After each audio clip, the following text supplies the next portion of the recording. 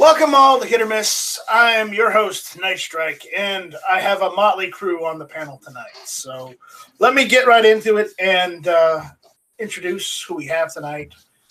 Remember, guys, if you got anything to plug, go ahead and plug it as you're getting introduced. So first off, we got Dusty. What's going on, Dusty? Hey, thank you. And how are you? How is everybody tonight? We're good. We're good. You? Good. Hot, but good. Well, we're all feeling the heat. Yeah. Got anything we want to plug? No, not really. Okay. All right. We got Gizzard Gary. What's going on, Gary? Man, I am just soaking up the sunshine of the glory of being in your chat, man. Thanks for the invite. Yeah, I wish I knew what sunshine is. And by his greatness. Shall not be infringed! There you go. Give him the bird! There we go. If we're trading catchphrases, I guess. You know. Fear the cock! Sorry. Wow. Wow. All right. Rooster, get your mind out of the gutter, you cheesy guys. All right. Sandhill Shooter, what's going on? Thanks for the invite. Happy to be back. I've been kind of busy lately on Tuesday nights. So just At glad to be here. Tuesday nights at 9 o'clock. 8 All right. Good, Central. Good. Squibby, what's going on, Squib? Just another representative here in the proper time zone. Eastern, gotcha. East, off to the right, somewhere. Okay, there's really only two time zones. There's Eastern and Pacific.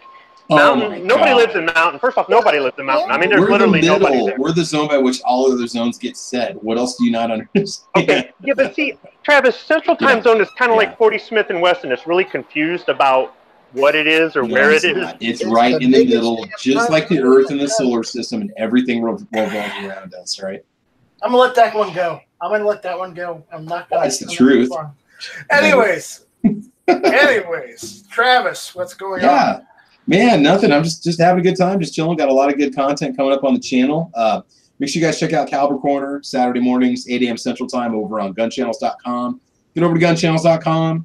And that's pretty much about it. Got new videos dropping about every 2 or 3 days on the channel. So hit the bell if you want to watch the newest videos as they come out. Thanks, man. All right. Cool. So we got a bunch of topics tonight. Well, not a bunch. We got a couple topics tonight. And I'm not sure which one I want to cover first, but I think I do want to cover the elephant in the room. And that is everybody heard what Hogwash is doing right now, right? Mm-hmm. So I'm gonna screen share because I'm just gonna screen share someone's screenshot from Instagram because I'm not going to his Twitter. I'm not giving him that extra view on Twitter. Just because, sorry, it's not happening. Not on Hit or Miss. But again, here it is. This is what Hogwash said. Smith & Wesson, should you choose not to be morally responsible by 1, funding gun violence prevention research with $5 million annually, and stop manufacturing guns that are legal under the 2004 Massachusetts assault weapons ban, we will destroy you by using the 2 things you fear most, love and economics. See you soon. Hogwash, I'm going to quote a very good friend of mine on YouTube. I won't say names, but he has a colorful language. And while I'm trying to step away from cursing, I have to say this to you. David Hogg, go fuck yourself. Please. And I'm going to add a please at the end of that. Because you're not going to bully a $1 million company, a multi-million-dollar company, into doing what you want just because you're not getting any more money from the DNC. Well, boo-hoo, you should have tried harder. You should have been smarter with your money. Now that you're not getting the gravy train ride, then, you decide, oh, you're going to muscle in and try and muscle gun manufacturers to doing what you want. Sorry, kiddo. It doesn't work like that. It doesn't work like that. Because if it worked like that, Hit or Miss would be national. Okay, I would be Alex Jones level. You know, and I wouldn't be talking about, you know, gay frogs or the globalist elites. I'd actually have a much larger produced show. But I don't. You'd be banned from all social media. I'd be banned from all social media, but you know what? I would have my own social media. Oh, wait! I do have my own social media. Check out guntube.org. So, but again, what do you guys think on this that he's doing? Comment, please. I gotta have more comments on this. I can see you're a graduate of the Ghost Tactical School of Self-Promotion there. Are you being morally responsible by encouraging blackmail type of behavior? You know, I mean, that's what I would question his morals is what I would do. Somebody who, you know, threatens. Yeah, well, if you don't meet these terms, we're going to do this to you. That's like extortion, isn't it? That's what it sounds like to me. You're talking about morals. Well, look at the left. What kind of morals do they have? Hold on. Let's do movements like cocks, not glocks, and show dildos on a school campus out in daylight. You know, I'm sorry, but there's no moral there either. No, those should be concealed. It's not extortion, because what is he threatening to use against Smith & Wesson? Love and economics. Yeah, so like we're going to hit him with flower power, and we're going to love them to death, which isn't really going to derail any gun manufacturer process or sales. The other thing that they're going to do is David Hogg and all of his buddies are going to not buy Smith & Wessons. And I don't think that's a threat, because I imagine they already are not buying Smith & Wessons, and so they're not going to lose any market share. Well, they could throw a lot of negative publicity about the company out there, and then do that about people the entire gun industry already. What's the point? I don't know. I'm just trying to hypothesize what they could possibly do. You know, it's hard telling, man. It's hard telling. Yeah. It's ridiculous is what it is. It is ridiculous. But again, that's why we're talking about it, because they think they can muscle in on everybody, and they can't. You can't do these things. This is not socially acceptable. You don't blackmail, you don't blackmail, period. But you especially don't blackmail out in the open like that. I mean, because there are laws about that. And I'm sorry, even though you're 17 or 18 years old, trying to blackmail a company like that could get you into a legal situation. And by legal, maybe a lawsuit, or possibly even getting arrested for trying to blackmail someone.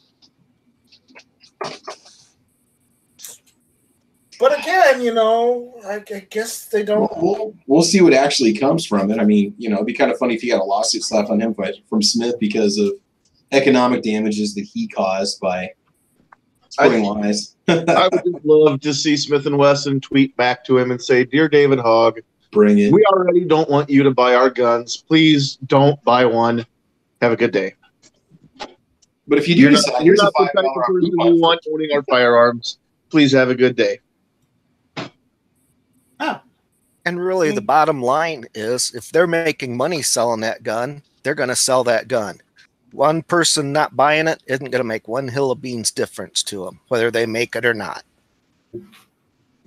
Absolutely. But again, the fact that he thinks he can do that, I really hope that gets him into more trouble. And I mean trouble in the bad way for him, because quite honestly, he could use some trouble himself, because he's stirring up too much already as it is. It would be nice to see him get him to be on the other side and see how it feels. I still think that Smith & Wesson should treat this the same way that the mainstream media should treat every public shooting and just not talk about it. I don't think David Hogg has enough clout. He thinks he does, because he was for 6 weeks or whatever it was at the beginning of the year. But since then, he's got no clout. He can't do anything, and he's trying to get people to rally behind him. But like you said, the DNC's pulled the rug out from under him. So until such time as they need him to be their prancing pony, nothing's going to come of it. I don't think it's going to be an issue. I don't think Smith & Wesson should even legitimize this. No, and I'm not saying they should either. I'm just glad when I saw that earlier today. I saw at least 5. I did click on it on the Twitter link earlier today. Looked at it. I did see further down the list like 5 or 6 people saying, "I'm going to go out and buy a Smith & Wesson just because of this." Just to egg hogwash on, and I thought that was hilarious. I honestly did. So, anyways, we're done. Mm-hmm. We're done talking about hogwash. We're moving on. Moving on up. To the east side. To the east side. To the Alexa Park in the sky.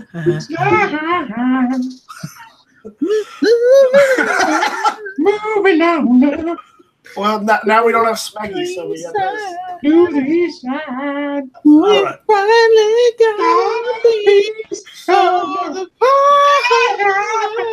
All right, guys, we don't want to run everybody from hit or miss off. Yeah. You know they love it.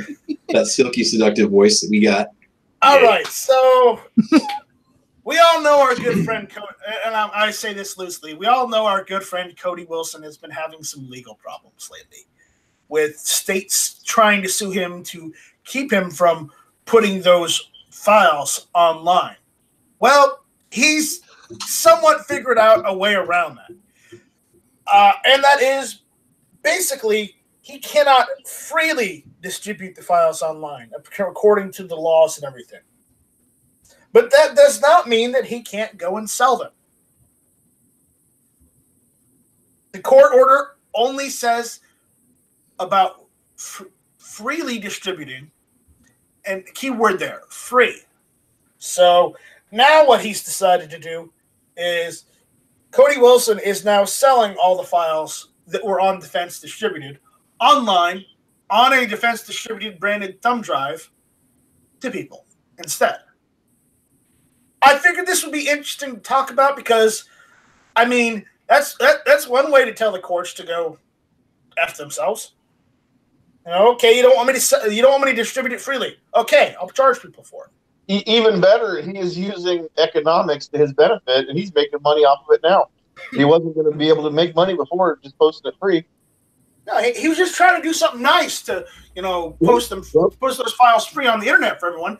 But apparently, the government and politicians don't want you to be nice to other people. They'd rather you be raging dickbag assholes instead. Well, you know what? He's going to be a capitalist at this point. So he's going to sell the plans on a thumb drive. And I went and looked, and apparently he's using probably like the cheapest thumb drives you can get because he's selling each file for like $10. And the thumb drive probably doesn't cost any more than that, anyways.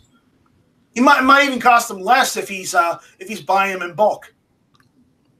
But the fact that he's able to get those files out there to people, if people just buy the files, that's one way to get around, the court orders, because the court orders specifically state, all of them, no matter what, state the one key word: freely distributing. And that first word, freely. So if he sells them, there's no problem, right? At least for now, until a court decides to go and slap him with an injunction. But again, that's what he's doing. He's doing the American way.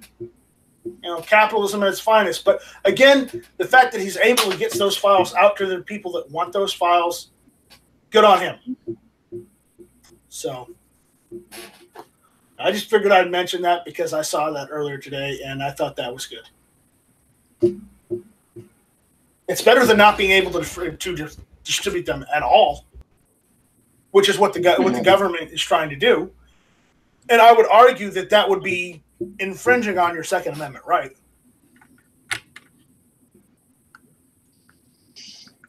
I might just have to pick some of these up for you guys for Christmas this year. This is great. These make fantastic stocking stuffers. That's what I was going to say. Heck yeah. Great stocking stuffers. If Not that I nothing don't. else, you could reuse a flash drive. I won't lie to you, Travis. It's not that I don't have the files already, anyways. But hey, man, if you don't think I didn't download those files as fast as I could when they were online, you're funny. I had them the whole time. I still am. So you can turn around and sell them too, then, huh? Yeah, I could if I wanted to, but I'm not going to do that because I don't believe in doing that. Yeah, the company, if we want this to keep going on, it would be nice to give them the money so they can keep doing what they're doing. Because, I mean, they're pure advocates for the Second Amendment right there. Plus, by selling the thumb drives, some of that money can help them go towards fighting all this stuff in court. So, not a lot of it, of course, because you got to pay for those thumb drives. But again, those thumb drives probably cost like $5. I thought they were giving the plans away for free in the hopes that people would turn around and buy their machines to make something off those plans. No, So- it wasn't about that at all. It was always about making sure that the information was out there and easily accessible. It was about the easy access of those files. Just like in the same sense that if you go down to your local library, you can pick up a book on how to make a firearm. Which, believe it or not, if you go down to your local library, you can do just that. But why is it so different that if you don't go down to a library, you just go to a website and download the files and have the files to make it at home? Why is that any different? It's not. But apparently, because our government and our politicians don't understand how technology works, they think it's drastically different. If a criminal really wanted to make their own fucking gun, they'd go down to the library. They'd go and go find the book on how to make a cheap pipe gun out of $20 worth of plumbing parts, and they go down to a local hardware store and do it. You know why they don't do that? Because that's too much fucking work. You know why they don't do that? Because a criminal doesn't do things the right way or the legal way. The criminal's just going to go out and find the nearest person they know that has a gun and steal it from them. You know why? Because a criminal doesn't think properly. But apparently these politicians think criminals are all these huge masterminds like you see on TV, when most of them are about as bright as a sack of rocks. It's ridiculous. Hey, can you guys go back to singing the theme song from the Jeffersons? Gary, you wanna start it up? And we can turn this into a karaoke session if you want us to. You wanna? Well, we got Matt here now. Yeah, we got Matt here. Karaoke. Matt saying tenor. Could you sing it with a German accent? We finally have a piece of the pie. Yeah. Okay, stop. Who's east I side? do not want to get dinged for that. Why? You're not gonna Apartments. happen. Guy. You're not going to make any money for this chat anyway. Who cares? I don't make any money. Nickel. You just lost that 2 cents that you could have made on this chat. No, Klaus. No nickel. No, I was singing, so they didn't hear it. Google did not hear it because my voice was covering it up. It's like, yeah, we have Dieter here. We have very Klaus. Oh, sorry, what? In the sky high. But again, I'm sorry for going on a tangent there, but I was just stating the obvious because apparently people don't understand this, or at least the people in our government don't understand this shit. Oh, they understand. They just don't care. It doesn't fit their agenda. Yeah, but again, welcome, Never Enough Ammo. It's nice that you could join us this evening. Yeah, I actually had a Tuesday night where I was home and didn't have anything else to do, so I sat there and I'll say I sat there and watched all of Ghost's chat, and he never sent me an invite. And then I watched yours. You're the one that sends me an invite, so now I know who my real friends are. I also pointed out the $25 nose and Nagant that you got sitting behind you. I know. So, Is it behind me? That's not behind me. no, it's not behind you. You took it off the safe. My safe. You had it on the safe That's before. safe. Yeah, I know. I rearrange once in a while.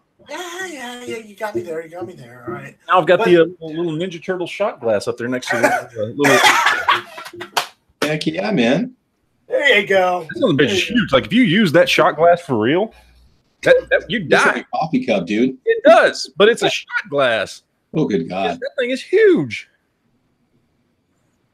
Well, Matt, depending on how much you drink Heaven Hill vodka, That's it might a just be Texas your size. I size. don't drink straight. I don't drink that shit straight. Matt, you're starting to show your age. I have class. Oh, is that what that is? Oh, I am sorry, good sir. All That's right. right. So, Lady never talks about these things. Yeah. so guys, what do you think? What do you think on the whole? He's selling the plans now instead of freely distribute them. Good on him. Yeah, more power to him. Man. Yeah, I thought that was interesting. He makes me proud to be a Texan. He is from Texas. Mm-hmm. And he's doing this in the heart of the liberal, progressive nut job area of Texas, right in the middle of Austin. So Yeah. he's still doing everything he can. So. If that machine of his didn't cost so much, I would buy one. But I can't afford like the $1,800 it costs. Yeah. And I say that because it's not only is it $1,600 for the entire unit, you also have to pay like $200 something odd dollars for. But see, here's the thing: shipping. as just like with everything, whether it's cell phones, whether it's video game consoles, anything, as technology progresses, as 3D printers become cheaper and cheaper, and then 3D printers that actually print in a medium like mass production and that kind of thing, as these things be more and more people jump onto this bandwagon. We saw the plastic 3D printers go from $5,000 to $500 in the last 3 years. Yeah. Oh, yeah. Easy. So as the 3D printers we have now that are doing this type of stuff, where he's working with milling out aluminum stock and steel stock and all that kind of stuff, as more and more people jump on that bandwagon, and not just for guns, but for other stuff, because people want to just print stuff at their house. People want to print a part for a car, or people want to print, something they need. I don't know, a pipe. Who knows? I mean, the idea. I mean, it truly is. It feels like a stepping stone to replicators on Star Trek. You know what I mean? Like it's that kind of right. As these things become more and more useful, the price will go down. And I'm going to relate this because it's a video game we play quite often on camera, even sometimes. Yes. Killing Floor 2. That machine is like a cross between a CNC machine and a 3D metal printer. Yeah, it quite literally is. Indeed, yeah. Oh yeah. Oh yeah. But again, that's where I think most of that production is going to go, in case you need something simple. But in the fact where you need something precise, you need something precisely machined that has to be on the mark, you're still going to have factories for that, obviously, because you need something precise, and it has to be to the specification. You're not going to move all these factories out of business. No. You're just going to make it so it's easier accessible for people to get some things. I do think at some point, if and everything's, it's all subjective. We don't know what the laws will be at a certain particular point in time in the future, but all things just being left alone, at some point, as this type of technology grows, and not even talking about guns, but just as this type of technology grows, at some point, if you leave it alone and there are no restrictions put in place and nothing else, happens or goes on, at some point, it is something that will begin to affect markets, whether that's car parts, whether that's guns, whether, you know what I mean? Like, this is a technology that is growing. The ability to manufacture something in your home by simply, pushing enter on a file and having a machine that will just build that thing, that's coming. You know what I mean? That's a thing that is going to happen. Yeah. Now, again, I guarantee you'll start to see lobbying groups come out of the woodwork to protect certain industries, like, well, fuck, if they can build it at home, they don't need us to buy their shit, So there's going to be pushback from it. And right now we're in the early stages. We're in the newborn stages of this type of technology. And I don't think that we're thinking about it like we should, which is there are going to be people actively opposed to this, and it has nothing to do with guns. It has to do with preserving industries where they don't want us to be able to make our own stuff, you know? So we'll see what happens going forward. But at some point, yeah, if it was just left alone, it would absolutely start to affect, industries. It would affect gun companies. It would affect, whatever you can it would affect the ability to manufacture a shot glass. You know what I mean? Like just simple little things that you wouldn't think about. The ability to make your own pocket knife. If you wanted to just download that file and then make a pocket knife and then put it together and sharpen it. Very, very simple stuff that we don't think about right now. Obviously not complex machines, nothing electronic, that kind of thing. But, objects that we purchase on a daily basis that you don't think about, it could severely affect that. Good or bad, I think long term it's a good thing, but, we'll see. We'll see what happens. Yeah. Anyone else? These plans are kept in a central repository, right? Is there any chance the government might try to destroy that with an orbiting space station? No, they can't because it's not held in a central repository. If it was, that'd be something else. That's the real reason. That's the real reasoning behind Space Force. That is so that we can zap any files that we don't want, or we can take out anybody on social media that says things that they don't want them to say. There it is. Right. Oh, we have Link in here now. What's going on, Link? Be careful. Mute you. I do feel really awful about that. I didn't know when I was doing that it would be just muting the entire thing. I had no idea. I feel like an absolute dick stain. Well, Mr. Dick Stain, thanks for showing up. What is a dick stain? Is that like a stain on your dick? Like I don't know. Ask Link. Ask Monica Lewinsky. She knows.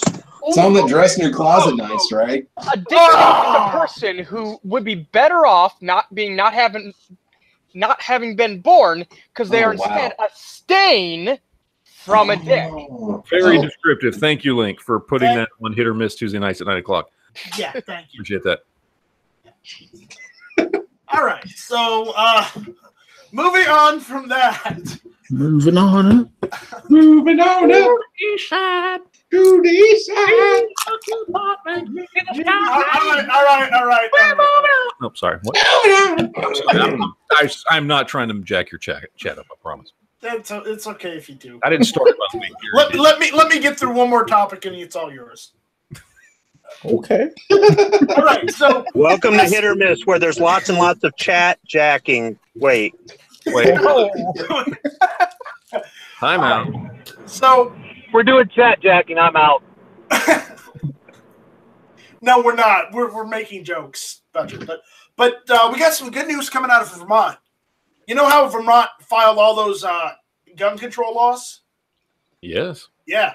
Apparently, people are legally fighting that. Good.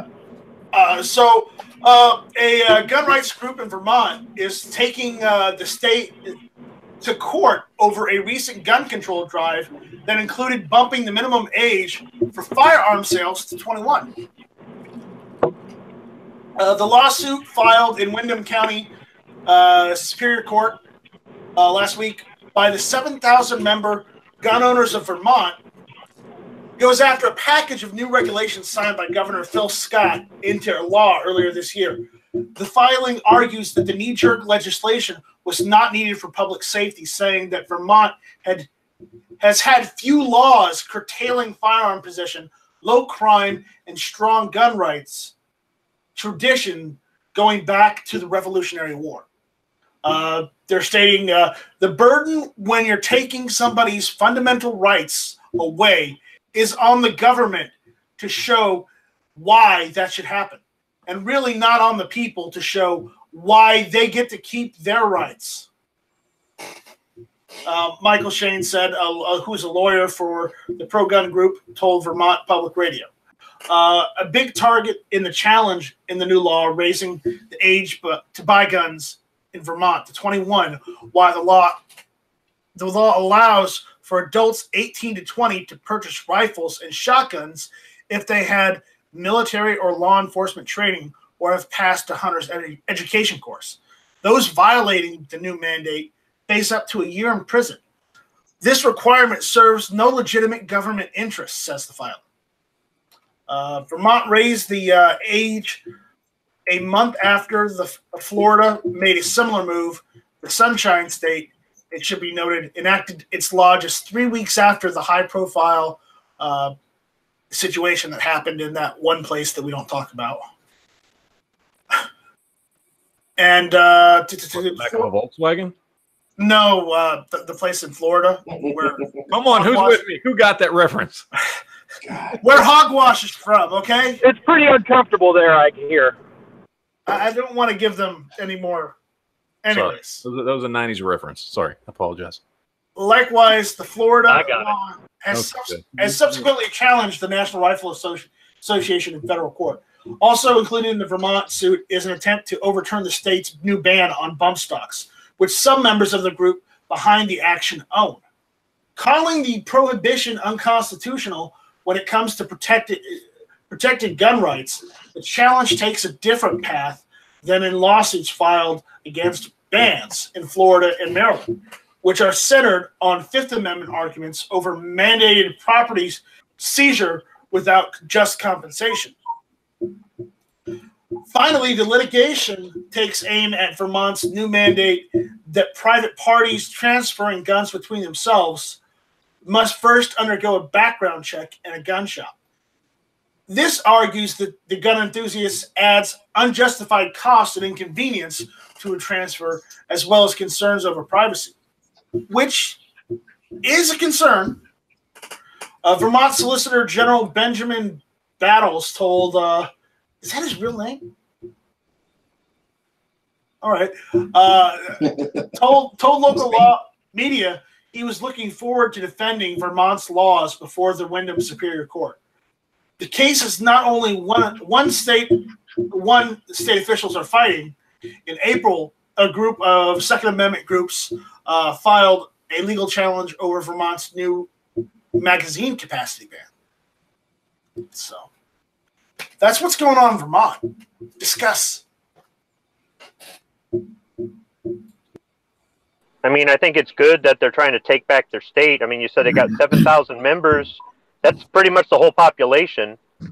But, I mean, traditionally, they've been the pro-gun place. I mean, didn't a lot of the concealed carry laws that the other states adopted weren't they modeled after Vermont, right? Well, in the sense that for years and years, Vermont didn't have any requirement for a permit to conceal carry. You could just carry. That's the whole constitutional carry thing used to be called Vermont carry because of that. That's what I was getting at. Thank you very much. I knew I was getting somewhere in that area. I don't know. The whole thing about having training before you can buy a gun. I mean, the thing is, I can understand some people saying safety, but that's something you should take on yourself. But if they have some nefarious plan to use this thing and they don't know how to use it, you don't want to train them. Right, but again, Squib, I'm going to ask you this right now. Where in the Second Amendment does it say you need to have training? It doesn't. What I'm saying is, if somebody wasn't getting this for a good reason, they planned to do evil with it, but they had no idea how to use it, why would you purposely require them to be trained on how to use it efficiently? You don't want them doing that. You know what I mean? It's not about the training. It's not about safety. It's not about stopping crime. It's not about any of that shit. It's about the same thing that this ballot initiative in Washington is about, and that's about trying to keep as many people as possible from owning firearms by putting as many stumbling blocks and roadblocks as possible in place between the citizen and the means to carry arms. That's it. It's all about just putting bullshit in the way. Do you think they've seen the numbers in the past few years and seen how many more new people are getting into it, and it's scaring them? So they're going to try to stop more new people from getting into it. Definitely. Absolutely. I just want to say that I will be 100% behind a safety requirement before exercising my Second Amendment rights. As soon as there is training required for free speech, training required for what I can print in a newspaper, or training on how to vote. Well, there should also, of course, I mean, because we're talking about amendments to the Constitution, we're talking about the Bill of Rights. There should be training for you to not have to own a slave. By the way, I would disagree with all that. Even if training was required for all those, I'd still say screw you. I'm getting my gun rights anyway. Night Strike proposed the question of. Night Strike proposed the question of where. When you start having to go through training to exercise freedom, then you don't have freedom. Night Strike proposed a question earlier of where in the Second Amendment does it say you need training, and to play devil's advocate, anti-gunners would say in the well-regulated militia. They don't understand what I've done a whole video on what well-regulated means by going to the dictionaries of the time, by going to the dictionaries of today, by going to the other writings that happened at that time, both by people who were founders, plus by people who just spoke the English language. Well-regulated meant well-maintained. That's what it meant. Regulated meant that it was something that was taken care of, something that was maintained, something that, it was what we would consider, it was basically like saying,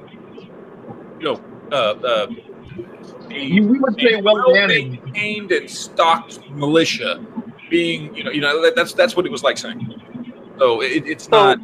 Matt, would you say that if everybody had the right or a place to practice, to train, whether they did it on their own or they paid somebody, but as long as everybody who had the right to own a gun had access to a way to train, would you say that's part of being well regulated? No. It's not restricting our ability to train or our ability to maintain, to repair them, to have access to cleaning supplies, to have access to... Two sides of it. A well-regulated militia being necessary to the security of a free state. Boom, part one. They realized that we need a well-trained, well-equipped militia, i.e. the people having guns, not controlled by the government, the people having guns. They understood the difference between a militia and the people. Screw the Dick Act, okay, saying, well, the militia's now the National Guard. No, it's not. The founders wouldn't have agreed with that because the founders didn't want anything. The founders didn't want the militia being controlled by the government. That was the point of a militia. Well, they didn't want a standing army. Yeah, exactly. So the militia to them, when they wrote this, was the people. So there's that. Yes, you needed people. You needed citizens who were well-trained, well-armed, well-equipped. Okay, citizens, not controlled by the government, but citizens in that capacity for the security of a free state. Stop. And the right of the people to keep and bear arms shall not be infringed. Those are two different things. In the same way, shall not be infringed. In the same way that the First Amendment covers 5 different things. It covers freedom of speech, freedom of religion, freedom of the press, freedom to peaceably assemble, and freedom to your government. I'm drawing a blank. Petition the government for redress of grievances. It covers 5 different things that are not all connected. Okay, the Second Amendment does the exact same thing. For some reason, they think the Second Amendment, the right of the people to keep and bear arms shall not be infringed. That must have something to do with the militia. That's like saying, yeah, well, the right for you to have a free press means it must be a religious press. That would be stupid. It would be ignorant. Excuse my language, it's your show, but fuck that shit. Okay, the people that pull shit out of their ass, that try to conflate, those two things are connected. No, they're fucking not, because then that means you shouldn't be able to have freedom of the press or freedom of speech unless it's religious speech or religious press. But you obviously understand that the First Amendment covered several topics, not just one. The Second Amendment covers 2 distinct topics, not one. Okay, it's fucking, this is elementary school shit. And the people that don't get it are either lying or fucking stupid beyond all control. Which begs the question, do we really want people that are that stupid in a position of power? Oh, God, no. But here's the thing. I don't think those people are that stupid. I think they have an agenda. Yep. Well, everybody's got an agenda. But I do question sometimes whether those people really are as smart as they think they are. Well, some of them, like Hank Johnson, are retardedly stupid. May I remind everyone yet again, Hank Johnson thought the island of Guam would capsize if we sent too many That's only one of many stupid things that you said. You can look that on Hank Johnson. That's just the one he's most famous for. Look, there are legitimately some ridiculously stupid people who are in government. There's no doubt about that.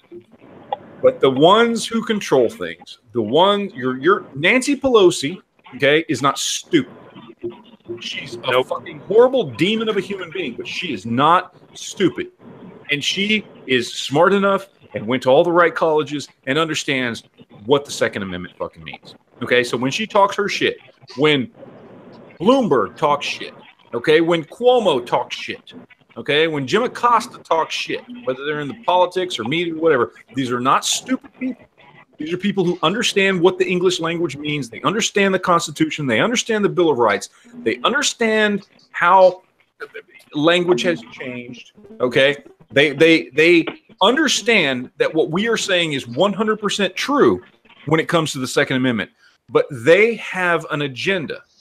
They think that their agenda is more important. So misleading the public and constantly for decades and decades and decades pushing an idea that the Second Amendment means something that it doesn't fucking mean is good for the people, or at least it's good for them.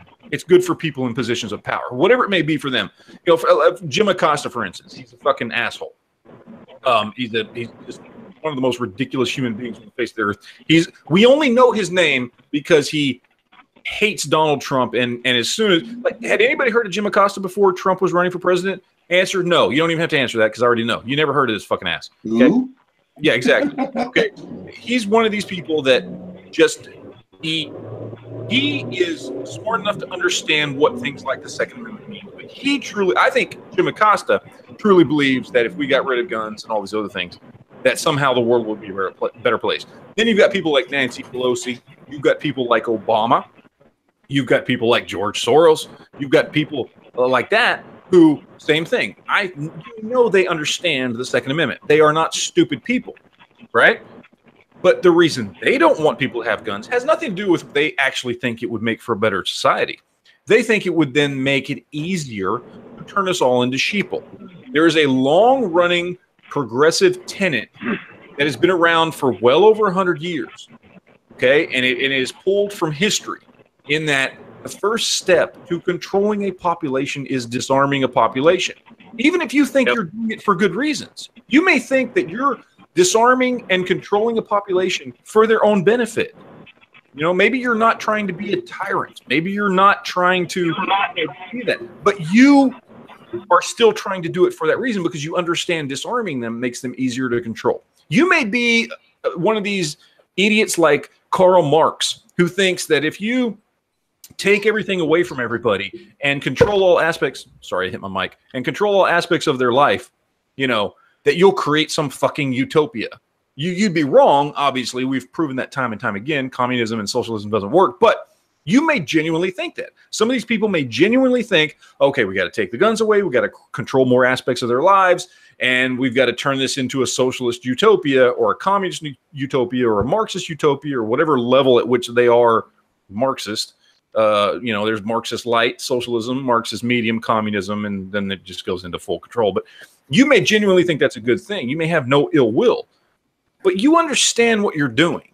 You understand that is the first step. Take the weapons away. It's been a tried and true tactic throughout history. Take the guns away. Take the swords away. Take the bow and arrows away. Take the spears away. Take the knives away. Take the sharpened rocks away. This is something that has been tried throughout history. It always leads to the exact same thing. In every single scenario, 100% of the time, there is no exception. Never has a government or a monarchy or whatever come in and taken weapons away from the people and it not ended up in tyranny. Never, ever, ever. There's not one example ever, period. And that's what they're doing. That applies to not only firearms, but to swords, spears, bows, everything. That's what I'm saying. So some of these people, I do not believe. I know for a fact, some of these people are not that stupid. Sure, you have your Hank Johnsons, okay, but some of them understand what they were doing. You got people like Jim Acosta. You got people maybe like Bloomberg. I don't know. You got some people who think they're doing it for a good reason. They think they're protecting society. Okay, but then you have the other side of that who are doing it specifically because they understand it makes us more susceptible to being controlled. You know, I wouldn't give any of them the benefit of the doubt. I wouldn't give none of them the benefit of the doubt to say that they were doing it because they think it's good for society. I think, maybe the rank and file Democrat voter or liberal voter, maybe. But as far as the leadership, no, they all know full well that it's just a means to an end to increase and retain their power. That's it, period. Right. Yeah, I think there are. I have to, just law of averages. I feel there are probably some people in politics and in the media who genuinely do think, as ridiculous as it is, that if they take the guns away, the society will be safer. Now, is that a large portion? I don't know. Is that the majority? Probably not. But obviously some of them are. I don't think everybody that's out there pushing this narrative are just a bunch of ridiculously hateful, tyrannical group of people, Obviously, there's some of them that have just been duped into believing this is better for us. We're going to be a better society. We're going to be able to love each other more if we don't have weapons and hippy-dippy bullshit. Those people are out there. The problem is not the ones who are pushing this idea, because you're right, those people know what they're doing. They're not stupid. The problem is not so much being stupid, but how many people do we see, do we know, friends on Facebook, Instagram, whatever, who buy it, hook, line, and sinker, who swallow this crap that they're being spoon-fed. It's bad, man. It does, because they rack up half the population in the country. You know what I mean? And it depends. If there's a shooting, then sometimes it goes over that. So people these people make a compelling argument. At face value, if you don't do any research, less guns equals less crime. Well, sure, less guns equals less crime. Less cars equals less car accidents. So less guns equals less shootings, right? Hey, less people equals less crime. Well, even that is not a statistic anymore, but they don't want to listen. I mean, you go back to 1992, which was the peak of homicides and murders in this country per, like by population size, right? And you look at the amount of guns that were in the hands of private citizens in 1992.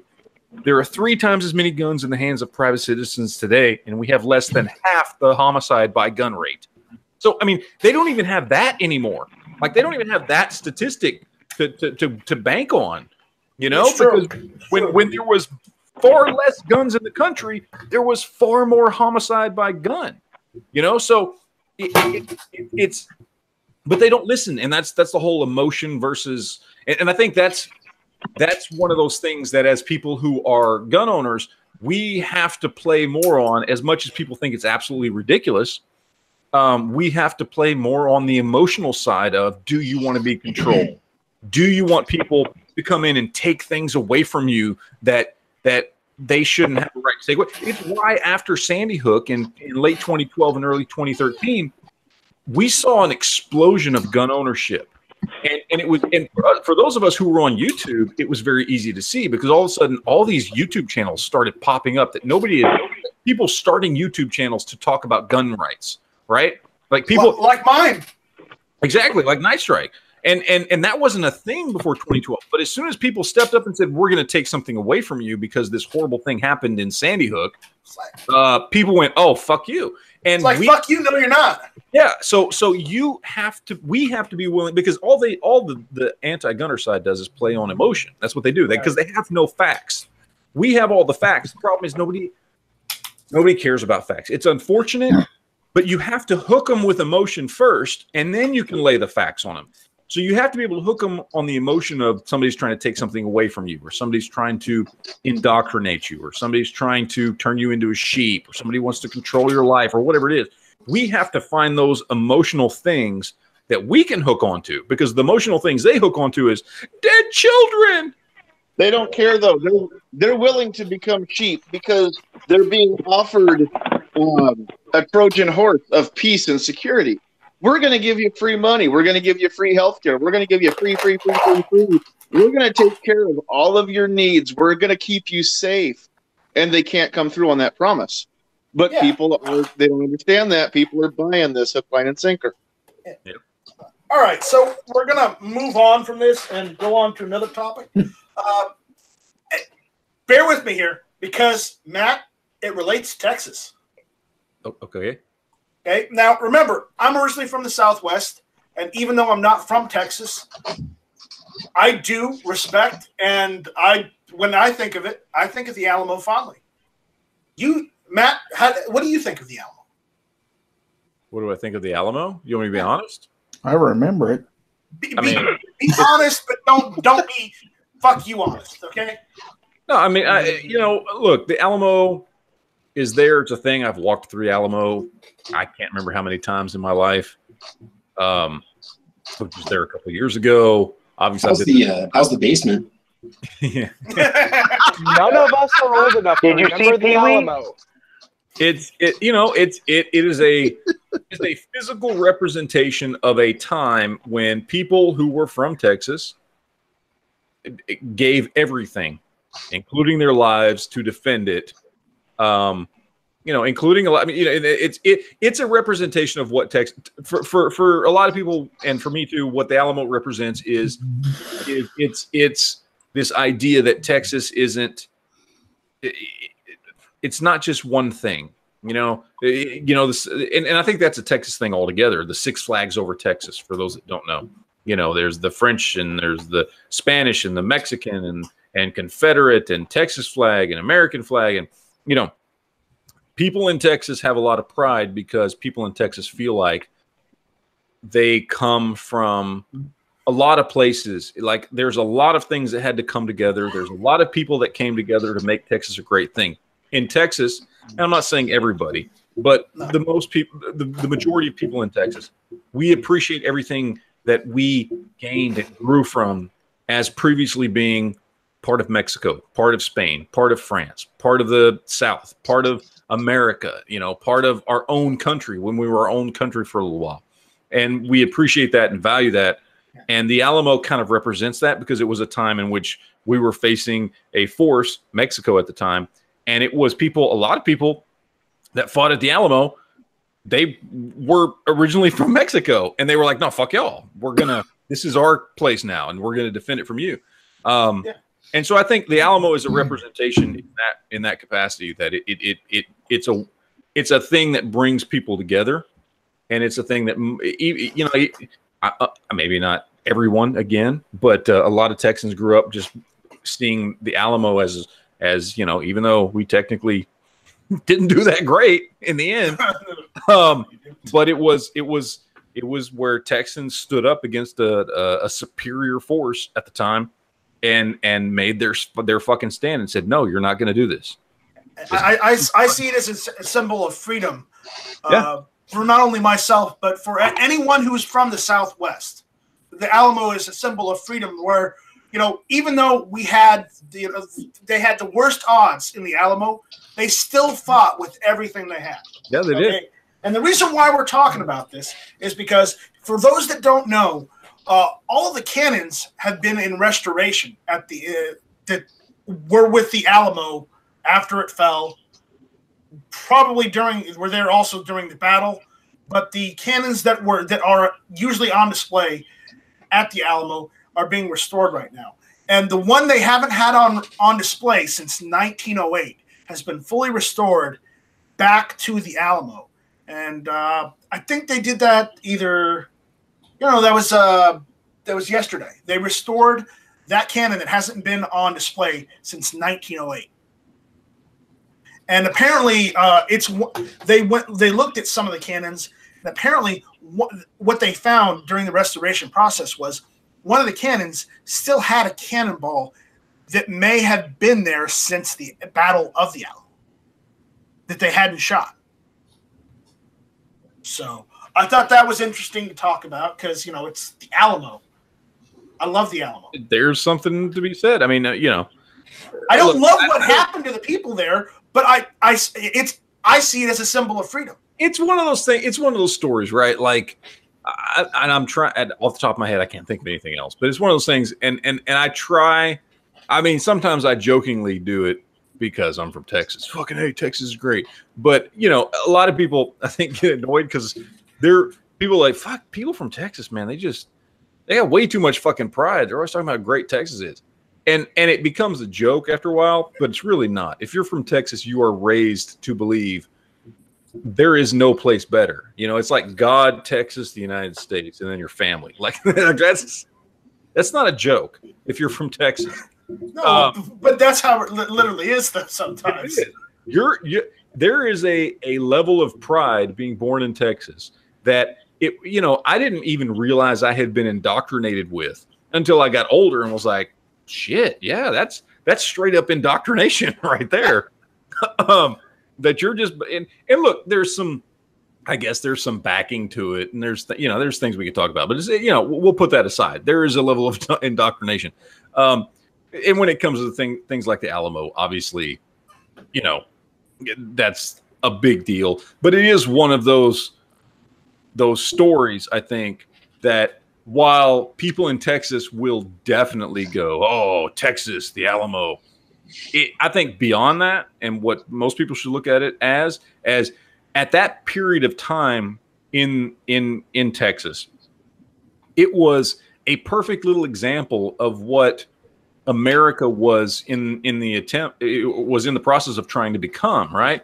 They were trying to become the melting pot, and Texas at that time was the perfect example of it. It was a melting pot of French settlers, Spanish settlers, Mexican settlers, people that had come from the North, people that had come from the Confederate. You know what I mean? Like Texas had become this perfect little, and it was so good that everybody loved it and was willing to die to defend it. But now, Matt, not everyone who fought at the Alamo were from Texas. There were a lot of Texans there. I'll give you that. Yeah. But you had people from Kentucky. You had people from in Tennessee, North Carolina.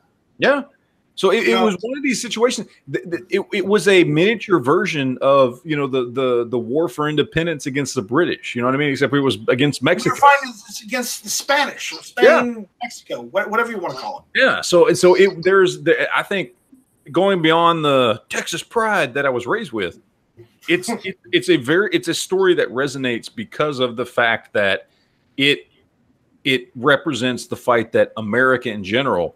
And this idea of the melting pot and people coming from different places and leaving oppression from wherever, whether it was Mexico, Spain, France, Britain, whatever, and came to the United States. It's kind of a miniature version of that. It's unfortunate that they lost. It is, but I think it says something about how long they were able to hold out, even with the numbers they had against that overwhelming force. Yeah, I mean it was very inspiring. Yeah, I think it is a story. As much as I want to, go Texas, I put that aside and just look at it as an American story. I think it has a lot of validity to show, what was good about the United States, what was good about America at that time. I see you out there, Zorro. I see you. Because, it's just But I just figured I'd mention this objectively. I mentioned this because... Can I just say real quick? Can I just say fuck the Bushes? Because there's a Bush. I don't remember which cousin or brother or whatever he is. He's going down there and trying to talk about moving the Alamo. Google it. Google Bush, Alamo, move, change. I don't know. It's out there. There's a guy that just won primary. He's going for what is it? I can't remember what he is now, or what he's running for, or did run for. I can't even remember. But there's a thing that's been coming up where there's a Bush. I don't remember if he's I think he's a Bush cousin. I don't think he's like George Bush's brother. He's like a cousin of the Bushes, and he's running in Texas. And some of his proposals are that he wants to move the Alamo or some ridiculous shit. No, I don't know. Absolutely not. And fuck that guy, because fuck them. But anyway, sorry. I mean, if he even succeeds in getting enough popularization for that, I swear to God, Matt, I don't care how it happens, but I will go down to Texas and protest with you. Yeah, that's what they want to do. Because that's ridiculous. Hell, we may even get Travis to protest too. I can be there in 12 hours. Let's go. Let's do it. Let's do it. We need to do something in Austin or San Antonio anyway. Yeah. Here we go. We've done Tulsa. We've done Tulsa. Let's find another place. Or maybe, you know what? Why don't we get, Sean in on it and go to Houston instead? All right. You're from that area, aren't you? No, wait. You're from Dallas, Fort Worth area. Well, I'm from Dallas. I live in Brownsville. I mean, I'm fucking 5-6 hours away from Houston, but that's still a hell of a lot closer than Tulsa was. Right. I was 16 hours away from Tulsa. and we still managed to make it there. So anywhere in Texas, I'm down with that. Yeah, so we might think of doing something again. I just need SHOT Show to come to Texas, and I'm. Yeah, but some people were saying out there in the chat about the Alamo, they were saying, we had heroes such as, we had David Crockett that were at the Alamo. We had Jim Bowie, who was also, he was from Kentucky. David Crockett was technically he was from North Carolina, but that part of North Carolina became Tennessee. But again, you had people like that where, they may have only heard about what's going on, but they decided that they would pick up what they had, go over there and help fight. And that's what it was. That's what it meant to be when you were an American and you had pride in your country and you loved your fellow man. That's how America used to be. Right? Like it was, it was one of those situations where people went, look, Texas needs help. They're fucking overrun. And those people there are very representative of the United States at that point in time as a whole. Texas was a conglomerate of a lot of different people from different walks of life coming together and trying to make something in Texas, in this area. And other people saw that like, fuck, Mexico's coming up and trying to take this shit back, and let's go help them. And it was, like I said, it's even though it's a very Texas story, it's a very American story, what happened with the Alamo. Yeah, so, all right. But again, they got that cannon back. So, hopefully they'll be done with the restoration of the other cannons very soon. So they should be on full display at a moment's notice. That'll be interesting to see. So if anybody goes visits the Alamo in the meantime and you see them on display, send us pictures. I would love to see pictures. Last time I went, they did not have the cannons there, so it's because 2 years. They've been apparently they've been in storage. Yeah, probably. Just recently, late last year, they decided to get them all restored by a professional restoring company. And they put one back on display that hadn't been on display since 1908, which that's a long damn time. But there is also one other thing about those cannons that we didn't mention. Those cannons that were used at the Alamo, that were stationed there, had actually been there. They dated them. They were at the Alamo for well over 100 years. They were there for a little over 100 years before they were used in the Alamo. That's how old those cannons were, because they were the old Spanish cannons that the Spanish brought in to defend that monastery when they built it. So those were old ass cannons. Anyways, but enough about that. We won't bore you anymore with the Alamo. Some of you that don't care about the Alamo. It's not boring. That's fucking great. You should care about it. But again, you got people like John Z from New York who couldn't give two shits about the Alamo, John Z is a good man. I think he cares about the Alamo. I think he does too.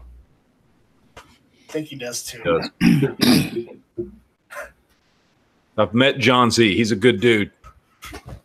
I know. I'm just giving him shit because watch out. He's armed. He does. He's got that block 17 model 11. No. It's a block 19 model 11. That's what that was. Okay. But again, generation 1911.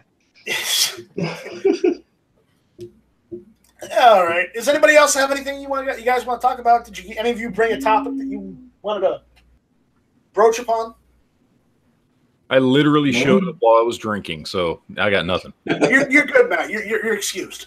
All right. How about peanut butter? No, absolutely not. I'll be right back. Fucking peanut butter and dogs, because then I think I'm gonna trigger somebody in here. We should see which peanut butter my dog likes more, Jeff or Skippy. John Z is yelling out there on the YouTube side, don't mess with Texas. All right, John Z's a good man. He's yelling, "Don't mess with Texas." I might have a thing or two to talk about real quick, Night Strike. All right, go for it. Just because I want to beat Travis to this one. All right. You're going to beat me? What? The Huskers? Yeah, it's hold on here. Just a second. God. Let me do this. Oh, I know what this is. Now, it's a review of a tabletop. This is my tabletop.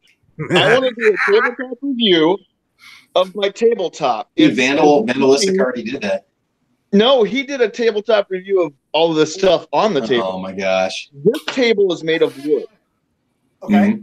Okay, it's about 4 feet square, but watch this because I can actually flip this little pops up in the middle here. Up. I can make this instead of a table for 4. I can make this to where it comfortably seats 8. These come out all the way around. Nice. Okay, let me put that back up in there. Yeah. Also, what's very unique about this table. That was a little too sexual there, Travis. You were like, yeah. Yeah, that's nice. It's got a turntable. If we're sitting for supper, this is usually my side. This is usually my wife's side. And we might have, the macaroni and cheese here and the chicken patties over here. And maybe I can't reach a chicken patty, so all I have to do is just clean the food. Don't wear that. Susan. That's awesome. Have you seen the table? Like they got some. You want to talk about transforming? Just type in transforming furniture on Google, and you can find some tables. That's like it's a table this big, and then they do some shit, and it turns into a fucking like 18. Yeah, those are cool. No, and to end my review, I want to give a special shout out. Thank you, Gizzard Gary, for being in my kitchen. We have decorated with Gizzard Gary. All right. What has my life come Give him the to that bird. I'm watching this. All right. That's all I got, Nice Greg. So Sandhill Shooter, who do we go to if we want to get one of those tables? That actually came from SS Spawn Furniture Store here in Norfolk, Nebraska. Yeah. So if you want to get a tabletop like that, actually, I know a guy that'll build you one in way better quality than this one. All right. So, all right. So send me an email, sandhillshooter@gmail.com, and I will hook you up with an awesome top-notch carpenter. I'm Gizzard Gary, and I approve of this message. Right. Right. You also approve of great Tulsa pizza. Oh yeah, good to the last slice. And there it is. He had the last slice because apparently Night Strike didn't want any pizza. I've been trying to remember what brand that was because it was so I had good. some the next day when we had it for dinner. It was just a local mom and pop place, I think. All right, we got a question out from the chat. Recoil Junkie 1981 is asking, at Night Strike, do you guys see a revolt coming in the UK? Question mark. No weapons, not even butter knives or pointy sticks, and Islam has taken over. Yes. It may be small scale, but absolutely. There is it's growing in Germany. It's growing in the UK. There are groups of people that are becoming, and I'll use the term radicalized. There are places in Europe, Germany and the UK primarily, but it's happening in France. It's happening in some other countries as well, where people are stepping up and going, fuck this. This is ridiculous. Does that mean it's necessarily right? I mean, no, it's not right. But there are groups of people, and it's not like it's all, they're trying to play it out in the media as if it's groups of, white supremacists. No, it's people that are fucking tired of this bullshit going on and going, yeah, no, this is not going on. I don't know the scale. That's one of those big things. Will there be a revolt? I think the argument is that there's already a revolt.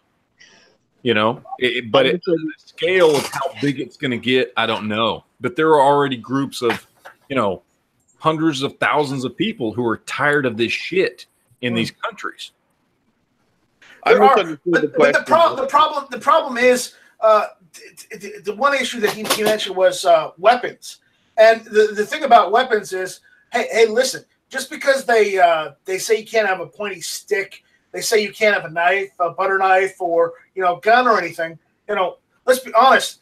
Do they really need a gun? Hell, their law enforcement don't have guns over there. What are they gonna do against a terrorist? They run away from terrorists. The point is that if there's going to be a revolt, they'll just they will literally just pull a limb off of a tree and use that as a blunt weapon because that's all they've got. By the way, they still have trees over there. Have you guys heard that they found in, I think, West Sussex, a large amount of firearm manufacturing going on? I would not be surprised. By the way, about the revolt, I think there will be one, but I think it will be the Muslims trying to gain control. They already are in UK. Yeah. They're going to try and instate Sharia law. They have gotten to the point to where they have neighborhoods of cops when you can go there. They're running London. They're running. They're all over politics. I mean, it's bad. I mean, you look at places like Germany where the power structure hasn't been infiltrated by this Islam Muslim ideology. Where things are getting bad enough that there are thousands of people showing up in the streets to protest this shit. But then you look at London, where the power structure, London, I believe, if I recall correctly, London and the surrounding areas, that area of the UK accounts for, 25% of the people in, on the island, on Britannia or whatever the fuck they call it. You know what I mean? And it's completely run by this agenda, whether it's the Muslim mayor of London or whether it's the people in politics in and around the area. You've got 25% of the island that is controlled by people who have an agenda to allow Islam and Muslims to do whatever the fuck they want, basically. And people are pissed off and fighting back against it. I don't know. It's not going to be good, that's for sure.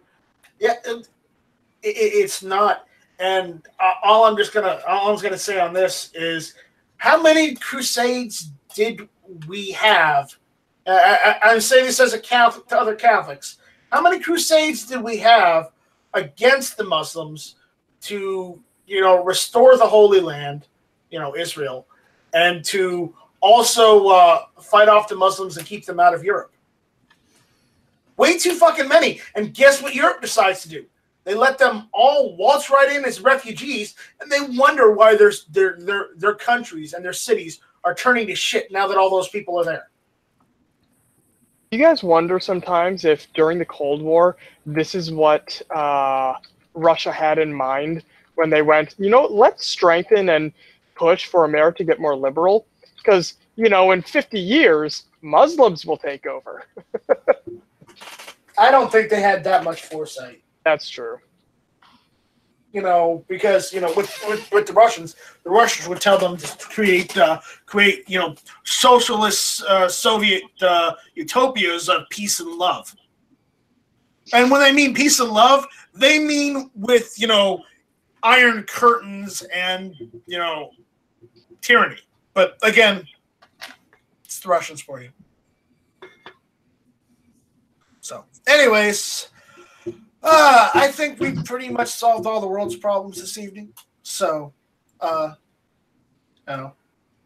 will go through the room. If you guys have anything you want to plug, go ahead and plug it.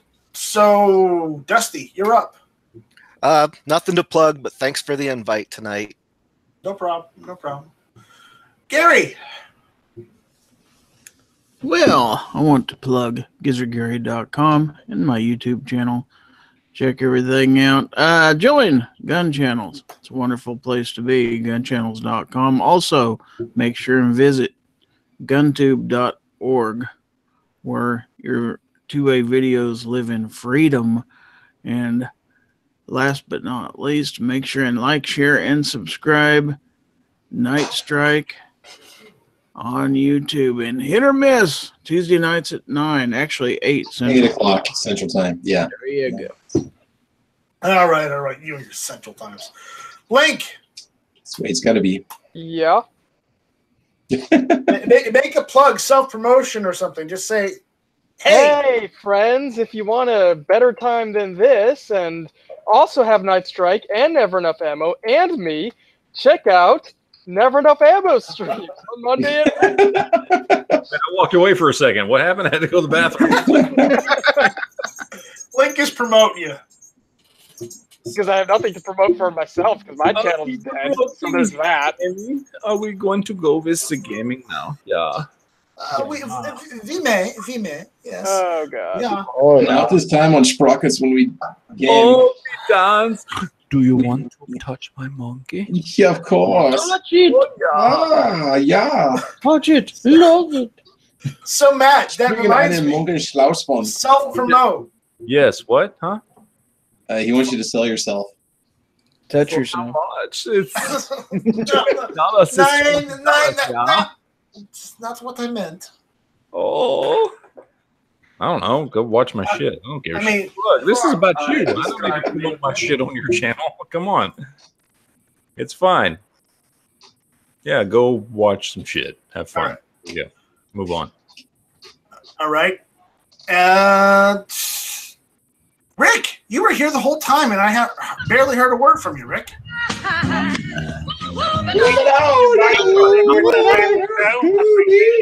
Moving on. Rick, what was that? I said thank you very much for the invite to the Never Enough Ammo show. Yeah. I appreciate. I heard every word. All right. You know, and I couldn't get a word in edgeways. The only way to get a word in edgewise with any of us is to just start yelling at the top of your lungs and say something. But I have my show tomorrow at 7 p.m. Right. So, all right. Well, guys, if you haven't checked Rick's channel, go check him out on YouTube. It's Rick's Life as I See It. Check it out. He actually has a pretty good show too. So, yeah, there you go, Rick. I love how you say that. You're like, it's so condescending to Rick. Oh no, it's surprisingly he actually has a good show. No, I don't mean it to be condescending, you asshole. Stop being a dick there, Night Strike. Holy shit. Rick's got a great fucking show. Rick's got a great show. Check him out. Don't act surprised that his show is good. It doesn't suck. No. Surprisingly, Rick has a great show. I didn't mean it in that context. Moving on. Roll call. You were silent this evening. Yeah, I just got off work. Okay. Excuses. I would be like Squiblo and walk around my job and talk on the phone, but I think they get pissed off. Yeah, they might get angry. Mm-hmm. I just got a job there, so I can't get fired from this one. Yeah, no, and plus it's a good job. All right. You got anything you want to plug? Yeah, go check out my channel, Roll Call 219. I'm on the Instagram thing too, and then I'm on Twitter, and I got some good stuff coming up. I gotta wait for mail calls, and you're gonna really like what I got, and you're gonna enjoy more great shit content from Roll Call 219. So thank you for having me, Night Strike, and everybody on the panel. You guys rock. Awesome. Sandhills, you're up. Spring Hill Shooter. Yeah, I shot no Spring Hill Streets ever. There were no firearm discharges in that hotel. You can find me at all the normal places. You can find me under Sandhills Shooter on YouTube, gun channels, guntube.org, Gunstreamer, YouTube, Patreon.com. What am I missing? Facebook and Instagram lately have been getting way more attention than anything video related. But go check out all the cool reposts I've been putting up on Instagram. Maybe one day I'll put my own stuff up. Yeah, maybe. By the way, Sandhills, the only person in Tulsa who stayed sober the whole time. No. That's not true.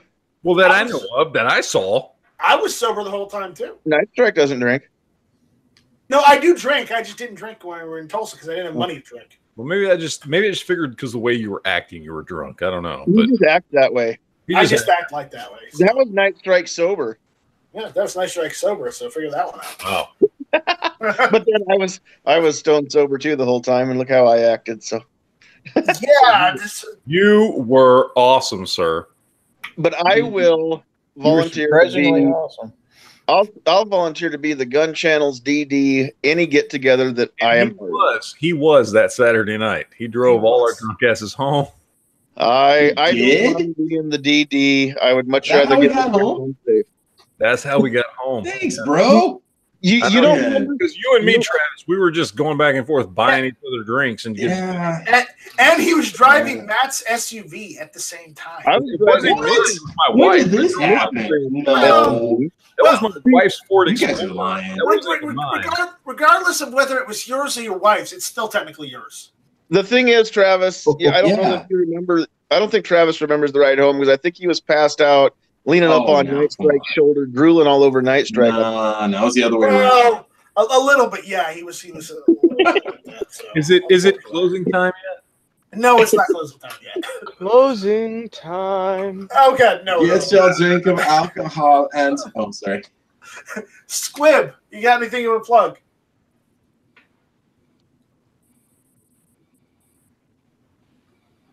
Squib, are you still listening? They caught him on his phone. He fell off out there of the face of the earth.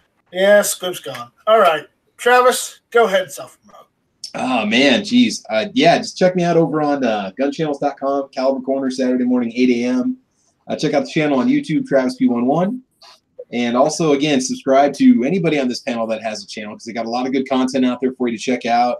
Otherwise, that's about it. I'll be having a giveaway announcement next week that I'll be making. And it might happen on a week from Saturday on the next episode of Caliber Corner. So a lot of good stuff coming up on the channel. So thank you guys for watching, and I appreciate the invite, man. No problem, no problem. Jumpy out there saying, don't take showers with Germans. What is the problem, Jumpy? Yeah, let me just say too, because everybody's throwing out their show times and just naming times. If at any point you're not sure if it's 8 o'clock, 7 o'clock, 6 o'clock, whatever the time zone it's supposed to be in, just go to gunchannels.com, sign in, click on the live show schedule, and almost all of these are posted up there. So you can see every live show coming at you all week long, and you can plan your night accordingly or your morning. Yeah, if you're not a member of Gun Channels, come on, guys. What are you waiting for? Christmas? Mm-hmm. Now, go to gunchannels.com, sign up, make an account. It's free. And if you're listening to this right now, hit or miss Tuesday nights, 9 o'clock, and you haven't clicked that thumbs up yet, shame on you. Go thumb it up right now. I was going to ask him to, but okay. Also, check me out on all the social media. You can find all links to that on nightstrike.com. That's NIGHTSTRYKE.com. You can also check out the new social media platform I'm working on. It's called guntube.org. It's an alternative to YouTube. And I say alternative because its mission is to digitally preserve the Second Amendment. So check that out. Other than that, we'll see you next Tuesday. 9 Eastern. I want to take me home, take me home. God, it looks like we all fell off the same ugly tree. You see, Matt didn't put the glass down the entire time. Not at all. Why would I? It's great. You got Mr. Right all the way back there.